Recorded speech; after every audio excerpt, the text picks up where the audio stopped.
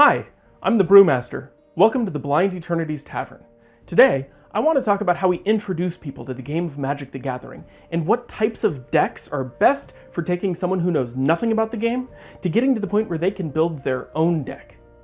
If that sounds interesting to you, pull up a chair, have a seat at the table, and whether you're a button mash hack and slash controller bash or a meeple moving mastermind of maps, mats, and minis, if you ruffle at the awful riffle shuffle scuffle, or if you're a click clack pick attack number ball luck sack, we're all here for the same reason. I'm Jake, let's talk games.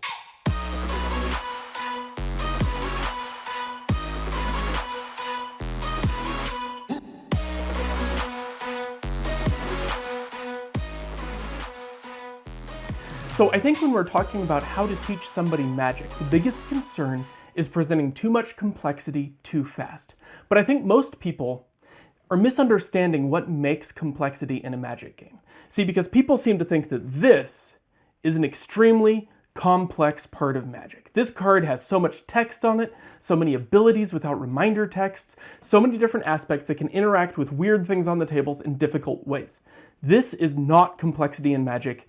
This won't really trip up a new player. You can explain all of this. The complexity in Magic comes from things like this. They come from things like this. They come from things like this. The more components that you're putting on the table, the more things that people have to keep track of. Monarch tokens, treasure tokens, creature tokens, dice, counters, all of that. This is complexity in a Magic game, and this is what makes it so difficult for new players to engage with the game when they're first getting started. So my recommendation is if you're building a new player deck, avoid this as much as you can.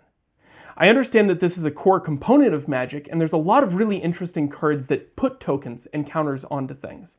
But if you can, minimize it in the deck, at least until you get into the higher mana cost cards. They already have a good feel for how the game is going, and then they can make those decisions. The complexity you want to include in the game is making new choices and playing new cards that interact together in interesting ways. There's 3 decks that I really like to use when I'm teaching someone new to play Magic the Gathering. I think it's really important to give people that choice of how they want to play and what they want their deck to do. The 3 decks that I like to present are a blue deck, helmed by Jace. Not a commander deck, it just has Jace in it and is kind of themed around the things that Jace does. A red deck, based on Chandra, and a green deck that I like to call Simple Green. It's just a lot of big creatures and kind of a stompy-based ramping green deck. The red and blue deck come from a product that Magic released around the time Time Spiral came out called Jace vs. Chandra. It's a dual deck, and I think it's a great product for kind of balancing decks against each other.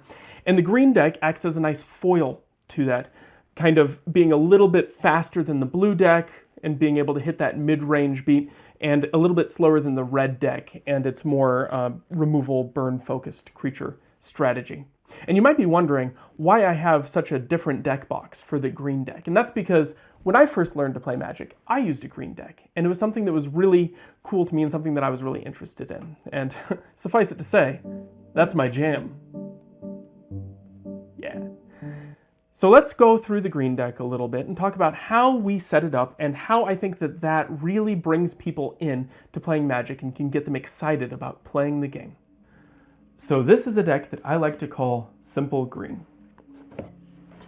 In this deck box, it's got 60 cards, and that's all. The most important thing to keep in mind for building a deck for new players is it needs to feel like you have something to do almost every turn of the game. I think one of the difficulties that you can run into in Magic is if the 2 decks playing against each other are doing things at different times, so it really feels like you're stuck waiting on your opponent to do things. So we want to make a curve that consistently allows players to play cards on every turn. So just laying things out there, I have a handful of Rancors and a handful of Arbor Elves. This allows you to get some mana ramp on the first turn, or have something to just fill in the gaps, 1 or 2 mana at a time. In the second mana slot, I am only running 3 Rings of Colonia. This is a card that puts +1/+1 counters on a creature and gives creatures trample. It just leans into the big green creatures aspect of this a little bit and gives you something to do with your creatures after they've done their utility if they're a low mana cost. Then we have Monvuli Beast Tracker at 3. which allows you to search for the bigger cards in the deck. You have as Force Mage to give a creature +2/+2 when it comes into play. And also just sit around as a 2/2 creature afterwards. The benefit of these small creatures in the early turns is it gives you something to do early on, because again, the focus of the deck is going to be the big creatures at high mana costs later in the game. Moving up to 4 mana, we start to get into a little more of the plan of what the deck is trying to do. We have a couple fungal sproutings, which puts 1/1 saplings into play. We have Ranger's Paths, and I have an explosive vegetation here from a Ranger's Path that I took out of the deck a while ago.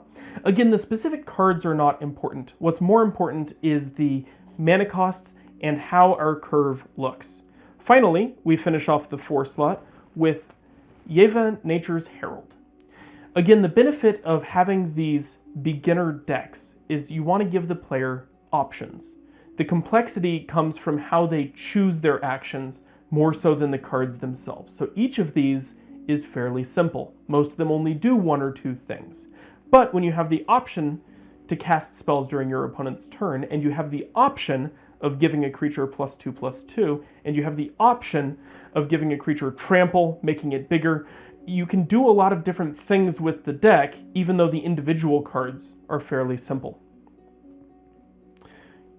At 5 mana, I have 4 Garruk's Pack Leader.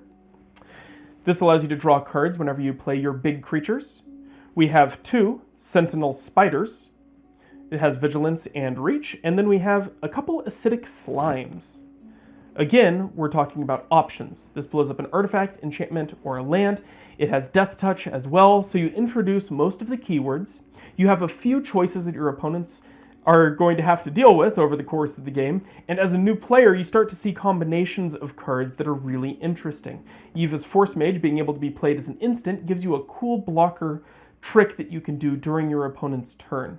Rings of Colonia, giving a creature trample, does some interesting things with Acidic Slime. If your opponent tries to block with multiple creatures, as an instant you can make it bigger, and with trample it can deal damage to multiple creatures that are blocking it. There's a lot of unique things that the deck can do. Finally, also at 5 mana, we have Predatory Rampage. This gives creatures +3/+3 until end of turn. It's a good finisher. It's another surprise, tricky card that you can play to catch your opponents off guard. And I think that that can be really exciting for new players. Finally, we have a few Duskdale Worms. Let me scoot these over. We have a trio of Duskdale Worms to cap off the mana cost at 7. And these are your big finishers, the big stompy boys themselves. And then we just have a whole selection of forests to round out the 60 cards. In reality, the cards themselves matter a lot less than the way the deck is structured and what you were trying to accomplish. It's very streamlined, it's a lot of 3-ofs and 4-ofs, and usually a new player sitting down will understand this deck after playing it once or twice. My recommendation, if you are teaching a new player to play the game using these types of starter decks, is to play one game while they're getting the feel for it, and then ask them if they want to play again with that deck or trade with you. Because sometimes they'll see the things that you are doing with your blue, red, or if they chose another deck, green deck, and go, that looks really interesting. I don't like sitting here with burn spells in my hand that can't deal with big creatures. I want to be the one fielding the big creatures. And that trade, I think, keeps the game interesting and maybe opens up some new avenues for somebody to discover what they actually like about the game. I recommend that you give this a shot, build your own deck, try to find ways of introducing a lot of different keywords and abilities into a deck while still keeping it fairly simple and streamlined. If you've done this before, if you have beginner decks that you've built, I'd love to see them. Send me a list. Let me know if there's something that you like to do, some trick that you have for introducing people to the game. Because I think Magic the Gathering is a wonderful game, and the more avenues we have to bring new people in and introduce new play styles, the better. So I hope this inspires you to go through your cards and make your own intro decks. Or pick up a starter kit or dual deck.